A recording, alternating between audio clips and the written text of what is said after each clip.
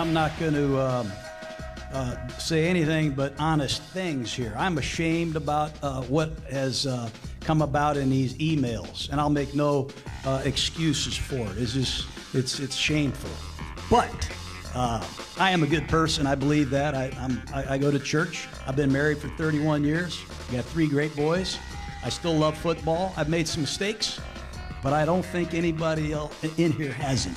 And I just ask for forgiveness, and hopefully I get another shot.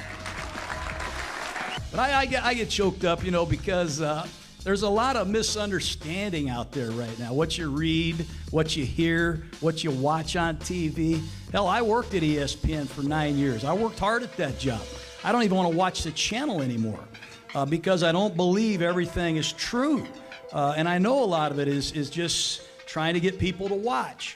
But I think we got to get back to reality, and that's why I look forward to Saturdays, because you're going to get what you deserve when the whistle blows, and we'll see if the Razorbacks can get after Cincinnati, which I hope they do. That is just such an odd context. Jon Gruden speaking at the Little Rock Touchdown Club for some reason, and presumably for some money. And Chris, defiance from Gruden. Hey, nobody else. I could see Coach Gruden coming out there. Nobody else in this room can say they haven't made a mistake. And I don't know how I feel about. Well, I do know how I feel about. I'm a good person because I go to church and I've been married 31 years. Heaven, if I manage to get there, and I'm betting the under for now, is going to be a lot more crowded than I thought. If all you have to do is go to church to get in. Yes. And claim to people. You don't even have to go to church. You just have to say, I go to church. We haven't seen his attendance record. Hey, I'm a good person. I go to church. That's not the most self-aware comment that a guy like Jon Gruden could make. No, definitely not. Again, I'm not going to sit here and say that this is a bad guy. I'm not. Is he, his judgment off at times? Can he be too judgmental and get then hot-headed about those kind of subjects that can lead him down a path of where you go, whoa, I wouldn't say that. I wouldn't write that. I wouldn't say that. In fact, you should erase that from even thinking that. That's not good. Yeah, sure, he's had some moments of that. There's no doubt about it. And he's going to pay for it. And, again, it's I don't want to sit here and be the judge or the jury. I've been around Jon Gruden and seen a lot of good. There's no doubt about that. But at the same time, I think for the line he crossed and the language that he did use in the emails, and then, we hear that there's more emails out there a little bit, last week from the NFL a little bit in the court filing where tread lightly. Well, yeah. I'm saying Jon Gruden, tread lightly, because that's right. The last time we talked about it, they claim to have more exactly when he was the Raiders coach. So and then now, okay, a good person, but good enough person to be a guy that's going to lead a franchise and be the face of that franchise and do that, I think that time has come and gone. I'm sorry.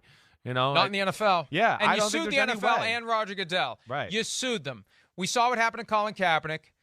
And it's wrong, but that's the way the sausage gets made. There's too many viable candidates to be head coaches of the NFL's 32 franchises for Gruden to be on the short list ever again, without even getting to the fact that he didn't get to the playoffs with the Raiders, the fact that he was ultimately in control of a roster that resulted in the draft picks we talked about earlier, from Cleveland Farrell to Henry Ruggs to Damon Arnett to Alex Leatherwood, 17th overall pick just last April and now gone. That's on Gruden's resume too. He's not getting back into the NFL. No way. And look, Chris, bottom line, we got to take a break, but the bottom line is this.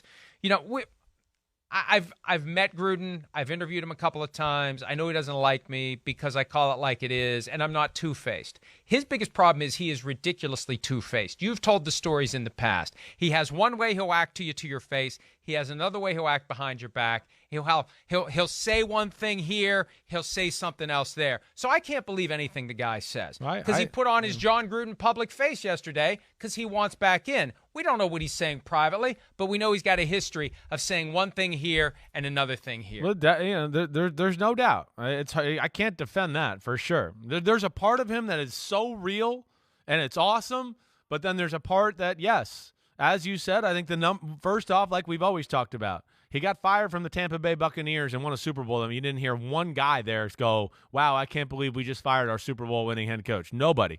So that had trickled through the building as far as figuring out some of the things we've talked about. Definitely, yeah.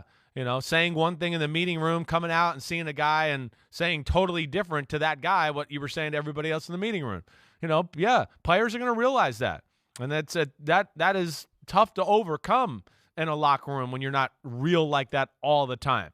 That's where we get into, some of these Shanahan, McVays. They have a way of communicating realness about it. Even Sean Payton, Bill Belichick, their own ways. John Harbaugh, Andy Reid. Might not always be nice, might always not be the thing you wanted to hear as a player, but you know exactly where the hell you stand. And I think that was a lot of the players' issues with Jon Gruden at times, and you add this on top of it, yeah, I'm with you. I don't think there's any way he gets back in the NFL. Hi, it's Mike Florio. Thanks for watching PFT on YouTube. Hit subscribe for the latest news and analysis from Pro Football Talk.